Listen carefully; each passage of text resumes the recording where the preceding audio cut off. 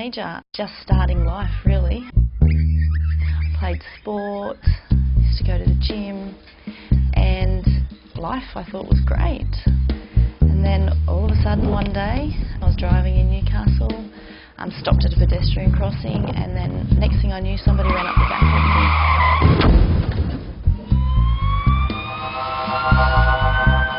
In the next couple of days I started to experience pain.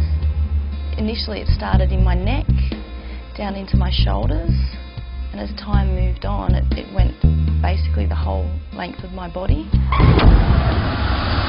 Life was not what it was. I couldn't do anything. I was this active person, and all of a sudden I was completely disabled by my pain. I couldn't go and play sport anymore. I couldn't play netball that I loved playing. I wasn't able to work. Although I did continue to work, I worked with a lot of pain. I'd go home at night and I'd lay on the floor and cry because I was in so much pain.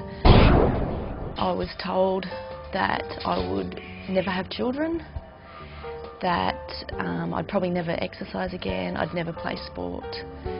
So for me there was no hope.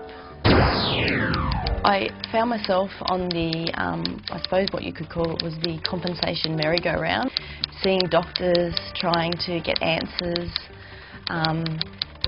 Where no doctors gave answers, I was having physiotherapy, and that wasn't working. I was referred to psychologists who wanted to medicate me, which I wasn't really very happy with, but they in the end put a lot of pressure on me to take the medication to help my pain, and I did, and that I think made things go worse. They thought I was depressed. They labelled me with depression, I suppose, and I never thought I was depressed. I was just living with pain. I was dealing with an insurer that didn't seem to want to help. All they wanted to do was get me out of their books, basically, I suppose you could say.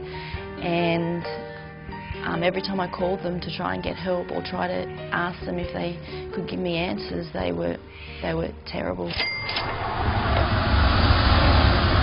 They were actually screaming at me over the phone and told me that if it was money that I wanted, then that we can settle right now.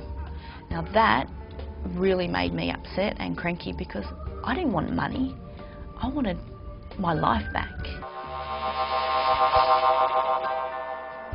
Eventually, one day, I was referred to yet another rehab provider.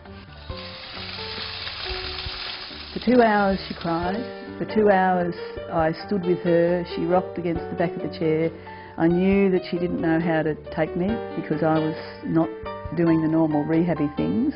We were really just getting to know each other. I was very wary because I'd been through this so many times and told my story and basically made to feel like a fraud.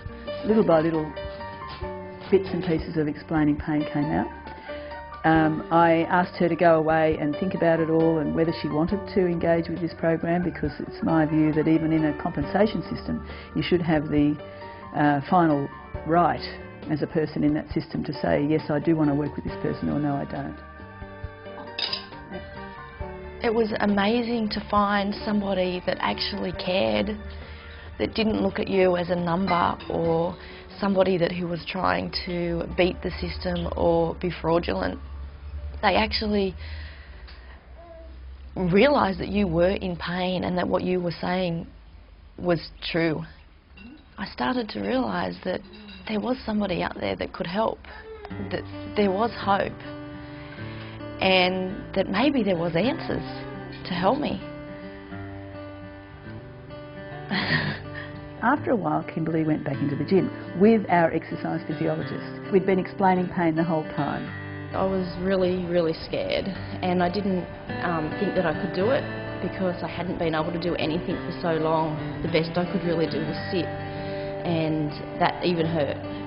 So to start doing these sort of exercises was very traumatic, but I did it because I knew that I had to get better and something had to work sometime. Kimberley was now understanding that there is a real message when you're frightened, when you're angry, when you're distressed, when you're frustrated. These are the adrenaline emotions, and these are the ones that fire up pain. So she was very good at being able to identify when she was having those moments, and we were having an ongoing conversation about these sorts of emotions, and she got it. During the time of trying to do these exercises, I'd cry and not do a lot at first because I didn't believe that I could do them. So I would cry and just look at people and think, I'm never going to be able to do that. That's just not going to be possible. As I began to be able to do things again, I felt good. Life did have hope, and I felt that maybe one day I could get back to the person that I was and achieve again.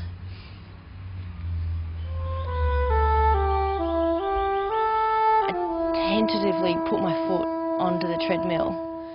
My whole body was stiff and I was scared, and I slowly started to walk. I only did a minute initially, but it was enough to make me have a little bit of hope that maybe I could do this one day. Over time, weeks and months, I built up my tolerance of time and speed. So the speed slowly started to increase as I found that my tolerances increased. So one day she had finished her program and she was still improving. She still knew what she had to do, and she was doing a little bit more work, a little bit more this, a little bit more that. Walking along, and I'm just listening, and there's a big puddle, and Kimberley's in mid-flight, you know, yak, yak, yak, and she jumps over this puddle.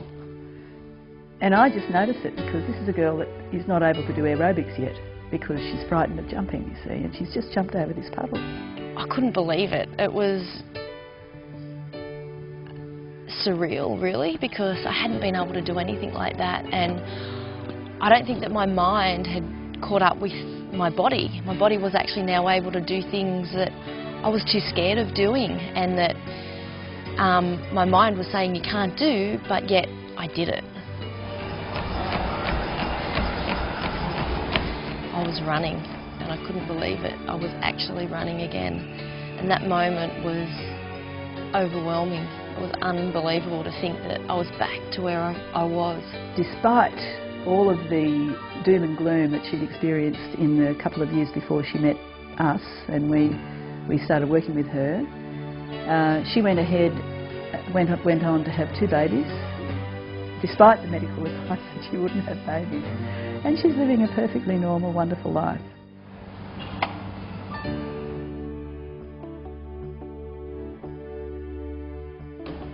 That girl won prizes when she went back to netball. She went back to full-time gym. I never ever thought it would be possible.